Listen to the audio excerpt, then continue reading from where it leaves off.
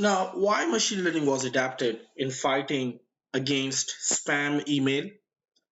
The one reason is that machine learning has a great potential in dealing with a constantly evolving source of abuse. So spam email writers, they are changing their techniques day by day. They are also using some software or even machine learning for generating spam emails that cannot be caught by the spam fighting software.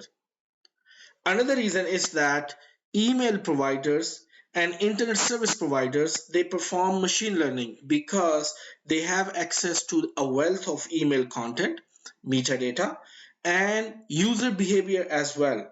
So for example, sending email patterns, receiving email patterns, access location, etc., etc.